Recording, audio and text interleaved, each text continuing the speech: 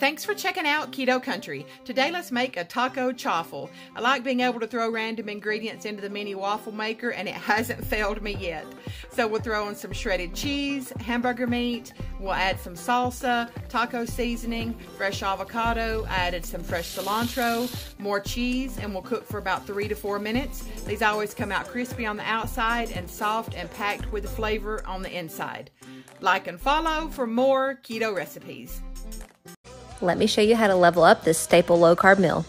Start by grabbing a whole head of cabbage and you're just going to cut it down the center and then cut it into steaks. I usually get 4 per cabbage. Save the rest of the cabbage for my next recipe post. Next up, make this super simple sauce. All it is butter, olive oil, some Dijon mustard, some golden sweetener, parsley, and garlic. I'll add the measurements down in the comments. Brush everything down, grill it, or cook it in a skillet. This full recipe will be on my IG. Yes, sir. What's good, everybody? Today, I'm going to show y'all how to make this fire cucumber salad. Look at that thing.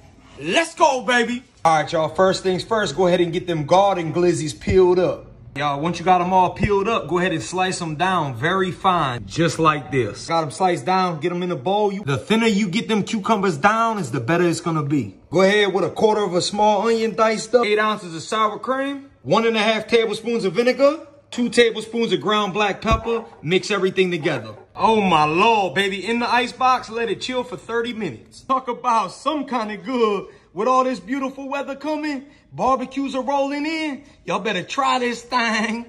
Hey y'all, so this casserole was delicious. I'm calling it Greek broccoli and chicken casserole. Not really sure if it's Greek, but that's what I'm going with. I sauteed 1/2 cup of diced onions in butter, then added a cup of heavy cream, 8 ounces of Parmesan cheese, a pound of chicken, a pound of broccoli, put it in a casserole dish, sprinkled cheese, popped it in the oven till it was all warm. It's keto, y'all. This is one of the easiest appetizers you'll ever make, but it tastes so good and looks immaculate. Start by throwing asparagus and cherry tomatoes onto a lined baking sheet, then add olive oil and your favorite seasonings. I'm doing garlic powder, salt, pepper, and dried basil. Bake these at 425 for about 15 minutes. Once it's done, plate it up beautifully because we all know that pretty food tastes better. Then add Parmesan cheese and balsamic glaze and you're good to go. Let's make some braised beef short ribs. The first time I made this was a few months ago and now it's my mom's favorite thing to eat. I cut up a bunch of celery, carrots, and onions, then portioned out my short ribs. Season with salt, then give them a coat in flour before you sear them. The flour is just going to help thicken the sauce later on. Once they're nicely browned, take them out, add your veggies in there along with 2 tablespoons of tomato paste and some red wine. Let the wine reduce, then add your short ribs back in as well as beef broth, just enough to cover up your meat. I added thyme and bay leaves, then into the oven at 365 degrees for about 2.5 hours. Serve with some mashed potatoes and more veggies. This was so good and tender, you have to try it. Maya Kiran means drug eggs, and I want to show you how I make mine. Boil your eggs for 6 minutes with a little vinegar and salt, and then shock them in ice cold water. Then combine soy sauce, water, plum extract, mine is homemade, garlic, jalapeno, green onion, red Thai chili, cilantro, black pepper, furikake, sesame seeds, and some fish sauce. Then carefully peel your eggs, pour the sauce over in an airtight container and refrigerate overnight. When they're ready, drizzle some sesame oil and serve it over rice, and that's it. Yo, this is how you make broccoli banchan. Ooh! About 2 pounds of broccoli. Rinse that joint out. Boom, bop, bop. Alright, fill your pot with water. Got him! Bring it to boil. Now throw your broccoli in. Alright, we're gonna cook it for about 2 to 3 minutes. Drain these joints out. Rinse it in a cold water. Drain all the water out. 1/2 tablespoon of salt. 2 tablespoons of sesame oil.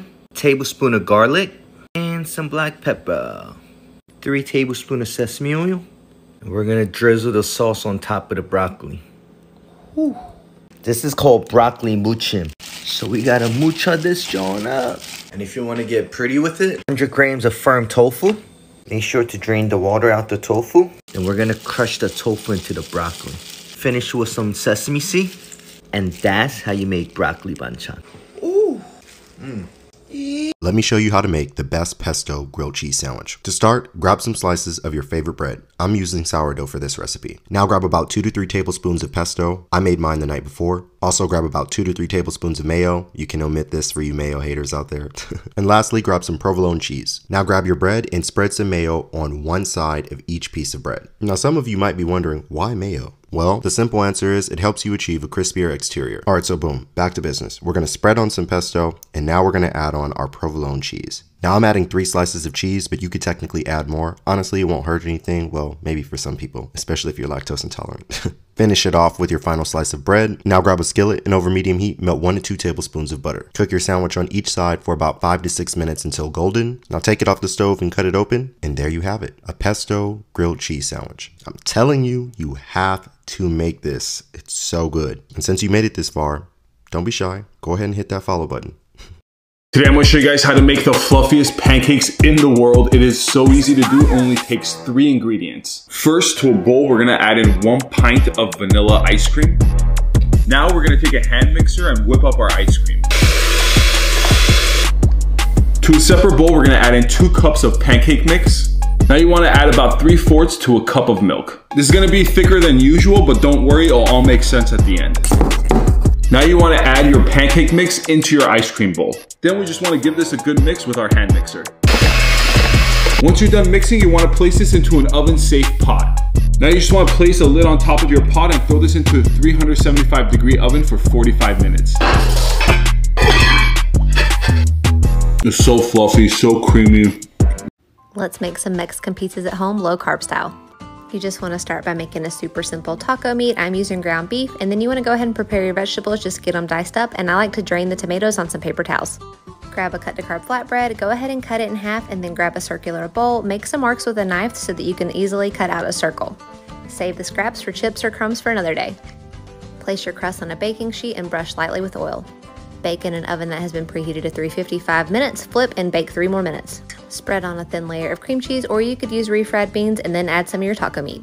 Add on a layer of cheese, then you want to add your other crust, some taco sauce, and then a little more cheese. Broil these in the oven just long enough to melt the cheese. Add on your diced tomato and green onion and cut into fourths, and you are ready to enjoy. Be sure to check out the macro comparison from this to the original in the comments. Here's how to make the best Brussels sprouts you've ever had in your life. Add 1 tablespoon of garlic, a 1/2 tablespoon of coconut oil, 2 tablespoons of monk fruit sugar, a teaspoon of onion salt. Then take this balsamic glaze and drizzle it over the top. Then mix it up. The coconut oil will liquefy and turn the glaze into a sauce. Then you want to pour the Brussels sprouts into a non-stick baking dish. Take your Brussels sprouts and spread them out throughout the dish. And take these bacon pieces and spread them all over the top. This is going to be so good. Cover the dish and cook on 425 for 10 to 12 minutes, and you will have the best caramelized Brussels sprouts you've ever had in your life. Today we are remaking one of our favorite crock pot meals. Add 4 chicken breasts to your crock pot. Sprinkle a packet of au jus over your chicken. Sprinkle a packet of ranch. Throw in a block of cream cheese. Put on the lid and set your timer for 5 hours on low. Shred and serve with low-carb tortillas or sliders or even over rice. Let's make these gorgeous feta and broccoli egg muffins, and guess what? 60 calories each. Let's go. Crack 4 whole eggs and 1/2 cup of egg whites. You could use all egg whites or all whole eggs, up to you.